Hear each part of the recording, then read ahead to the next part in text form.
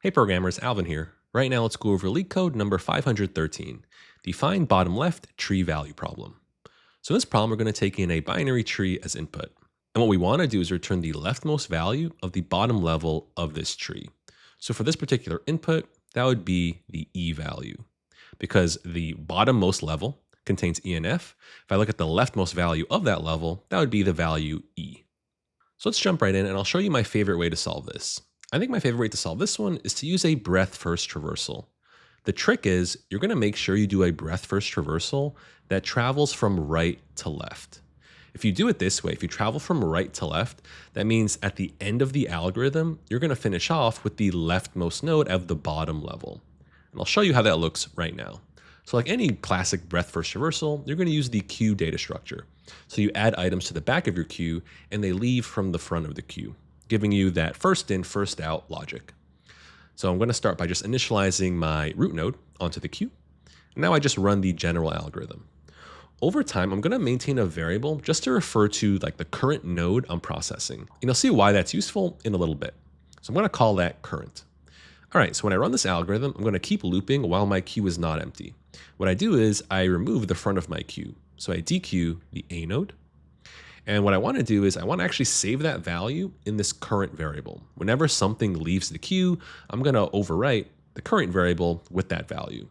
So my current is now A. Like any old breadth first traversal, I'm going to consider the children. So I need to add the children into the queue. But be careful here. What I want to do is make sure that my breadth first travels from right to left. So again, the key is to travel from right to left. And to accomplish that, I just need to make sure I add children into the queue in a particular order. I'm going to make sure to add the right-hand child into the queue first. So in this case, I add the right child, which is C. Right? And then from there, I add the left child, which is B. And that's useful to do because you know that your queue is a first in, first out data structure. So because I added C into the queue first, it's going to leave first, right? So I'm going to visit the right-hand side first, and then later on, I'm going to eventually remove B from the queue, which would mean that I visit the left later on. And so we'll see how this algorithm runs. I'm done with this iteration. I'm done processing the A node. Now C leaves from the front of my queue. And what I need to do is I need to overwrite my current with the value C. And like before, I consider the children of this C node. C only has one child, which is F, so I just add it to the back of my queue. Next iteration, I remove the front of my queue, so I'm looking at the B node. I overwrite B as my current, and I add B's children. B only has one child, so I just put E in the back of my queue. Next iteration, I remove the F node from my queue. I overwrite it into my current. F has no children, so I'm done with this iteration. Finally, I have the E node. It leaves the queue. I overwrite E as my current, and E has no children, so I don't add anything additional into the queue. So like you can see, by traveling in a breadth first order, traveling from right to left, the very last node that I remove from my queue, it's guaranteed to be the leftmost node of that bottom level. So at this point, you can just return whatever value you have stored in current, whatever that latest value is. That's all there is to it. If you say that n is the number of nodes here, time complexity here is just O of n. We know that our queue operations are going to be in constant time, right? When we enqueue an item, it's constant. When we dequeue an item, it's also constant. What you're going to do is you're going to enqueue and dequeue each node of the tree exactly once. So because there are n nodes, the overall time complexity is O of n. Space complexity here is going to be O of n as well, coming from the queue that you maintain. All right, let's look at the code. Let me start by creating the queue that I'm going to use. So from collections, I'm importing deck. Gives me access to Python's efficient queue data structure. And I'll initialize it here. So I'm going to initialize it with just the root node. Great.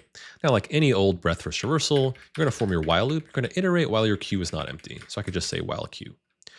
I'm going to remove the front of my queue. So I'll use pop left. That'll give me my node. Great. And now from here, what I want to do is just perform a classic breadth first traversal. So I need to add the children into the queue. So I only want to add them if they exist. I'm going to check if node.left is not none. So if the left child exists, then add them into the queue. Queue.append node.left. And I'll do something similar for the right-hand side. But I need to be very careful here. Like we said on the whiteboard, To solve this one using a breadth first reversal, it's important that I travel from the right toward the left, meaning that I want to visit the right first, because that would mean that I visit the left last. So I actually want to flip the order of these. I want to add my right child to the queue first, and then add my left children.